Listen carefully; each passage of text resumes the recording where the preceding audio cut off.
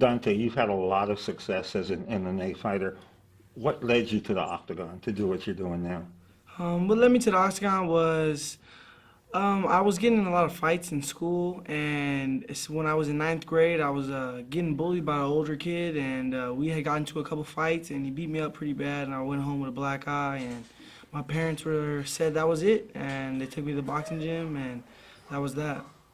Donte, I'm a special ed teacher, and one of the obstacles that my kids have to face is they're constantly bullied. Number one, because they have a disability, and number two, they're isolated, and they are constantly bullied, and not just physically, but mentally.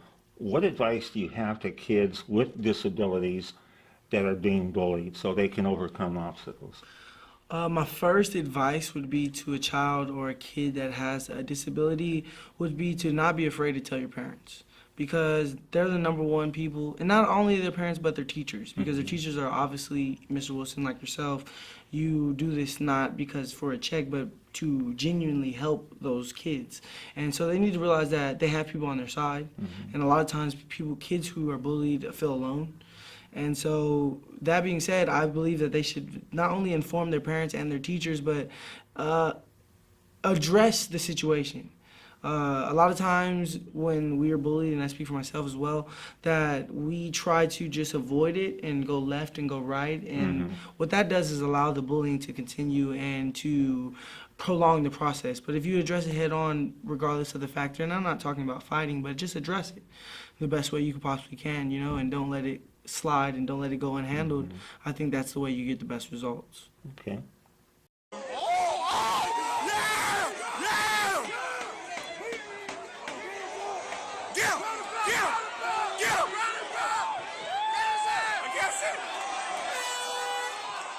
When you get hit and you're knocked down, how difficult is it to get back up and continue? Well, as a fighter, it's very difficult to get up and continue always, but for those of us who have that fighter spirit and that fighter mentality, you always, train to get back up. But not only that, but when you have experience going through life obstacles, I believe life hits a lot harder than any man. So in my life, I've been hit a lot of times with big punches from life, and I had to get up and dust myself off and keep moving forward. So I do the same thing in the ring. So I have a question for you, and I want you to speak freely. Have you noticed anything different about me and my appearance since we've known each other? Well, first I want to say how proud I am of how far you've come going through those obstacles, because you've come a long way and definitely are a successful man and a great man, someone I admire. But when I first noticed and seen you, that I realized that there was a less facial expression upon yourself, and now there's more positivity and more expression, definitely, I believe. You have big dreams, you went after them, you're achieving those dreams.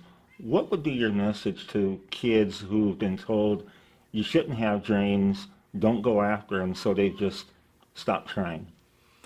Well, there's something I like to call dream killers. And dream killers come in all forms and types of things. Not just people, because there's going to be naysayers, but dream killers are also laziness. Dream killers are all the negative things that are going to come upon your journey into trying to achieve your dream.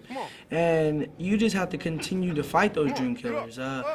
I believe in being obsessed with something. Once you find, I believe that's the hardest thing, is finding your passion and what you want to do. But the people who already have a dream are one step ahead of the competition, number one. Number two, if you have a dream, be obsessed with it. If you're obsessed with something, one little loss or one little failure, you're not going to stop doing it because you're obsessed with it. You enjoy it. I think a lot of people, the problem with people in their dreams is they're focusing on the end result rather than the journey.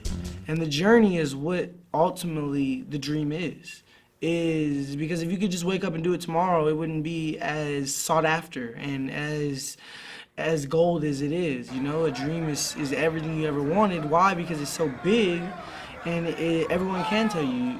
You get reward out of not only people telling you can't do something, but you get reward of how hard and how far you come from the first step you take to that end result. So I think my number one advice is to ignore the dream killers, number one, and also to stay consistent and be obsessed.